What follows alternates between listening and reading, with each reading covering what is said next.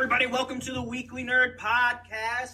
We got a jam-packed show for you. A little bit of news. Well, let's introduce ourselves first, and then we got two quick bits of news before we get into the actual content. I am Sam, as always. To my right, we have David. Say hi, everybody.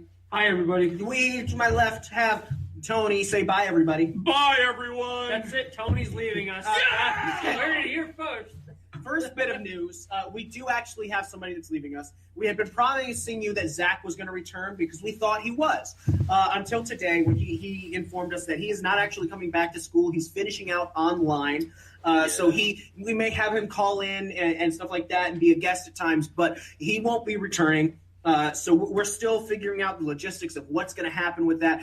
But we're still going to come at you every Tuesday at 7:30 nonetheless. Regardless. At least the three of us and possibly more guests and stuff like that. But we do have a guest with us this week. If you're watching on the live stream, you can't see him because he's called in. But his name is Phil Beiber. He has his own podcast. Phil, why don't you... Sam, stop talking about your imaginary friend. You can't see him. No, you could hear him. Phil, talk. Prove it. I don't know what he's talking about. I'm not really here. Hey! Phil, introduce It's Phil yourself. Beiber from the Phil Beiber Show. Tell us Concerned that I'm hearing voices. Tell us a little bit about yourself for our podcast listeners.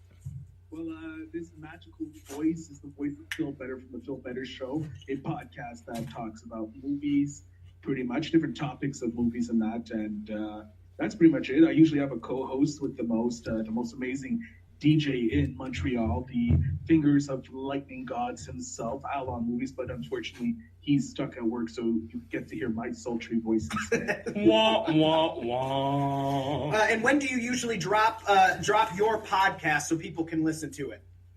My podcast drops every Thursday, usually at midnight EST.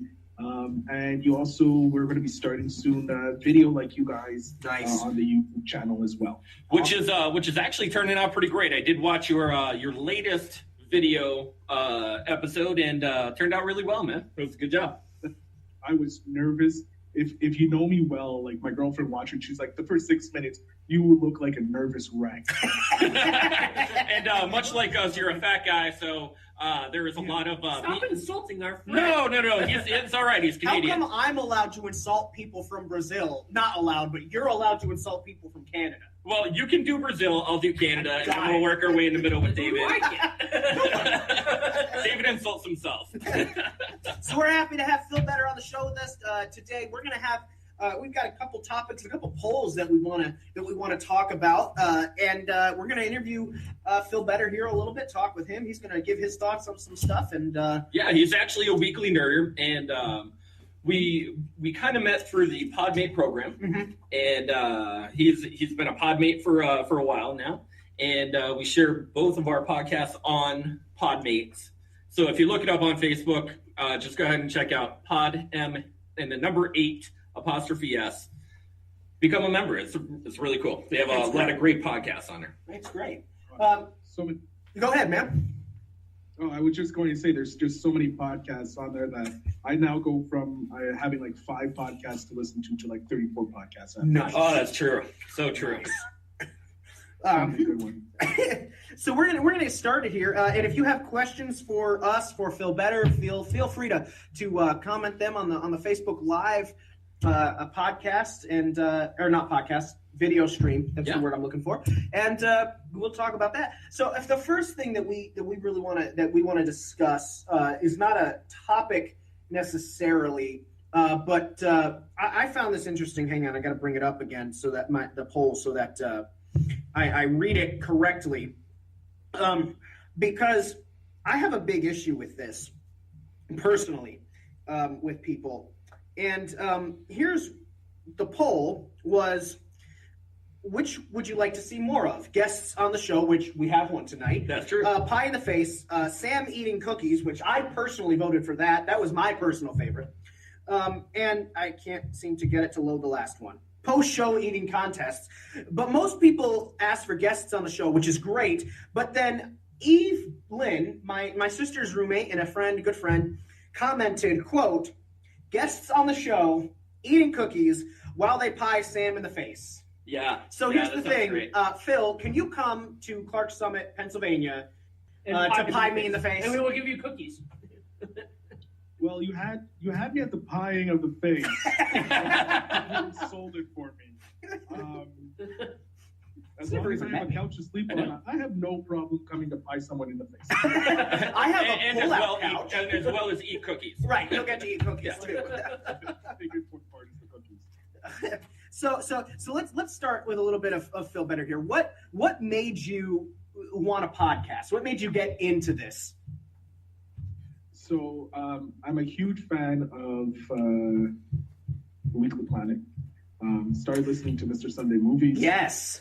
His podcast, but I also listened to Kevin Smith's podcast in the Smodverse. Okay. Yeah, which is very good. And like that. And then there was also a couple other smaller celebrities that had their podcasts. I'm like, man, this is amazing. Like, this is great. And then I started listening to Mr. Sunday Movies. I'm like, oh my God, like, this is amazing. And then he literally said, like, I'm just an ordinary guy, right? I'm a goat man, but I'm an ordinary man. Like, I think I can do this. And I started reading up on it. And then I'm like, okay, I just need this. I have a laptop, just get a mixer and a microphone. And there we go. And I got it. I got everything I needed. And then it's just getting the courage to know, release your first episode. Because that's the hardest thing to do. I know for us, not to cut you off, I'm sorry, but I know for us, our first episode was legitimately 3 hours long. Oh, and it was bad. Well, Yeah. the first one was just ad-libbing. We weren't sure exactly where we were going. We didn't have a topic. Right. We just sat there for like an hour and a half just ad-libbing. It was the craziest episode. If you guys check it out, it's on iTunes, as well as Spreaker.com and It's on Spotify and now? Yeah. Spotify, iHeartRadio. It's on everything. And you check out our very first episode. It's actually split into two. Because it was so long. Because it was so long, yeah. And I had to edit it and cut it, and it was crazy, like real crazy. Real crazy. So you said, Phil, that you talk about movies, correct? That's your one of your big topics. Yeah, we do movies. So our last one we did on, I believe it was our most anticipated. Yeah, I believe it was our most. No, it was a Glass. We did it on Glass and the Glass universe that M. Night Shyamalan created. So sometimes we talk about that. We do top 10 lists, top 5 lists with sometimes guests, or we talk about actors and what we like about the actors. During Christmas, we're breaking down Christmas movies.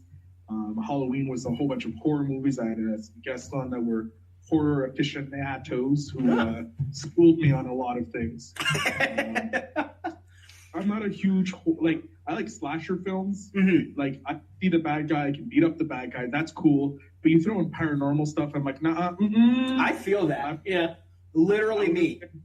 So let me ask you this. Our first topic that we really wanted to talk about is the fact that the DC extended universe is getting completely destroyed and remade. Well, not really getting remade. Just Well, revamped on a single basis instead of. sounds like they're abandoning the idea of a shared universe the way Marvel has built it. Yeah. And just saying they're individual movies, and I guess that they might cross over, but only when they want to make Actually a just relevant. movie. Actually Yeah, relevant. when actually relevant. So let's ask this first, because we've all talked about what we think about the DC movies. Just real quick, Phil, what do you think of the DC movies they've made as a whole, starting with Man of Steel and going up through Aquaman, which we haven't seen yet, but I have. Tony has. But just not each individual movie, but just as a whole, what were your thoughts on that, real quick, so that we can discuss this? So I enjoyed Man of Steel. I liked it. It was a nice change from the regular Superman movies. Like, it homaged it, but at the same time it cemented it its own way. And Henry Cavill as Superman is amazing. I really like him as that. Thank you. The Batman versus Superman Justice League movie, I just feel they rushed it. Yep. Yeah, they did. So major complaint. Wonder Woman is probably the best DC movie that there is. Like, it is beautifully shot. The acting is great. My only problem is obviously the smoke and fire brimstone at the end of the battle, which I'm like, you could have done more with instead of just clouding it over. Oh yeah. That was DC's really. That's unfortunately Zack Snyder's influence of just making it look pretty, trying to make it look dark and epic. The Suicide Squad I had a fun time with.